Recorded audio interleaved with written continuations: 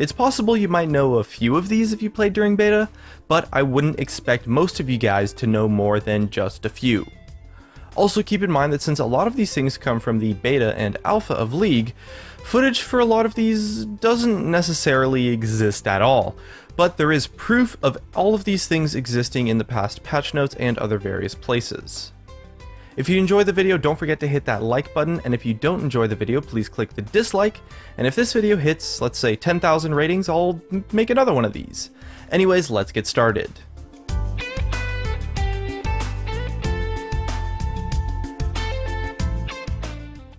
The first thing is that during the early League of Legends Friends and Family Alpha stage, for a short period of time, you were actually able to deny allied creeps from your opponent by last hitting them, similar to the mechanic that we see still in Dota 2. It was considered to be somewhat of an anti-fun mechanic and so was taken out the second week of the alpha stage. However, Gangplank was able to deny creeps using his raised morale when he was released. This was the second case of the creep denial mechanic existing in League, and it took all the way up until patch 1.16, which was about a year and a half later for the mechanic to finally be removed from his kit. There's been no direct forms of killing your own creeps since then, as the mechanic was deemed to just not have a place in League of Legends. The second thing is an old summoner spell that once existed called Stifle. The summoner spell was a point and click that would silence the targeted enemy champion for 3 seconds, and permanently remove all of the beneficial buffs that they had. It would remove things like blue buff, Baron buff, potion healing, Kael's ultimate, Tryndamere's ultimate, and any other thing in the game that was coded as a buff to a champion. It had a cooldown of just 150 seconds, and a mastery to reduce the cooldown by 10 seconds and increase the duration by half a second. Needless to say, it was way too powerful, so it was removed from the game and replaced by Exhaust, which is still in the game today. The third thing was that during the early stages of League, there was a time that champion kills would give 100 gold on Summoner's Rift.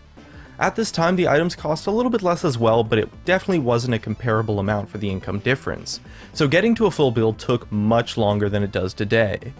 On the third week of the closed beta, the amount of base gold gained for killing a champion was doubled in an attempt to make kills feel more impactful. In the next patch, a 100 gold bonus was added for First Blood, and a few patches later the kill reward was increased to a base of 300 gold. The fourth thing was that during the alpha stage before matchmaking was introduced, League of Legends Summoner's Rift was played as a 4 vs 4 game mode. The first ever video of recorded in-game footage released by Riot shows a 4v4 battle with 3 players on each team randomly duking it out in the mid lane. In the video, they don't actually specifically say whether or not League is 4v4 or 5v5, so it's likely that they had plans to switch to a 5v5 game mode from very early on. A few patches into the closed beta, 5v5 matches were added into custom games, and on the May 29, 2009 patch, normal game matchmaking as a 5 vs 5 game mode became available. It kinda makes you wonder though, what would League of Legends have been like if it had stayed a 4v4 game mode? The fifth thing is that up until the very end of the alpha stage, the red buff monster would silence you when attacking. As I'm sure you can imagine, this made killing him as a jungler pretty weird, and you would have to kite it around to get to use your abilities on it. And this was pretty clunky and felt super weird on ability-focused junglers when clearing the camps, so it was eventually taken out on the 7th week of the alpha stage, and given 60 magic resistance instead as the alternative defense against abilities. Our sixth thing is that in League of Legends, there once was a time where recalling as we know it did not exist. Instead, an item known as the Blue Pill was purchasable from the shop, and would be activated to return your champion back to base. Eventually, this was seen as a bit unintuitive since every single character had to buy the item every game all the time, so it was changed to a summoner spell that you would have to select as one of your 2 options.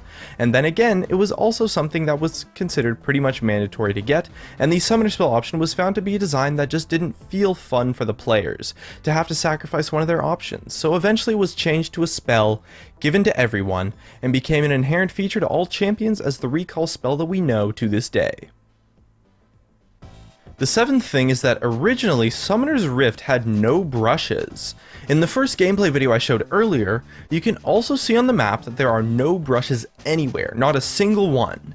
It wasn't up until the July 10th, 2009 patch that brushes were finally added into the game, and on that patch about twice as many brushes were placed all over the map as there is in the game today. Over time, the amount of brushes on the map was lowered further and further until what we have today, which is actually the least amount of brush that's ever existed in League of Legends. The 8th thing involves minions. I'm sure a lot of you remember that jungle monsters could crit, but during the early stages of League, super minions from lanes were able to critically strike. They had a crit chance of 10%, but the inconsistency wasn't a very good thing, so it was taken out of the game during the early stages of beta, on the April 25th, 2009 patch. But the jungle monsters retained their crit chance for an extremely long time, and it wasn't until the preseason to Season 4 where the wolves could no longer crit, and we finally saw critical strikes from monsters removed completely. The 9th thing is a little bit outside of the box, but I honestly just wanted to include it because I thought it was really cool. There used to be a turret defense League of Legends game for iPhone that was developed by Riot and released in early 2010. League of Legends Turret Defense was an official game made by Riot and was used as a promotional tool for the launch of League. It was a tower defense game where you build and upgrade turrets in order to stop waves of minions, occasionally backed up by a dragon and even a few champions. It was free to play but was taken down from the App Store after just a few months. You might be able to find a download somewhere on the internet, but from what I read, well, it wasn't exactly the best game ever. And our 10th and final thing is that Flash used to have a cast time and a much higher range.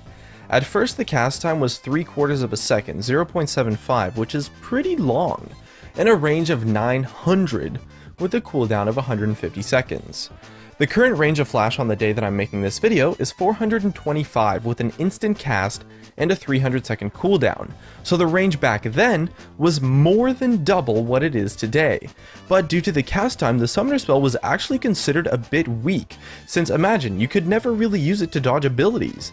So in the early closed beta, the cast time was lowered to 0.5 seconds, and then eventually removed completely on the June 12, 2009 patch, where on the same patch the range was also lowered to 800.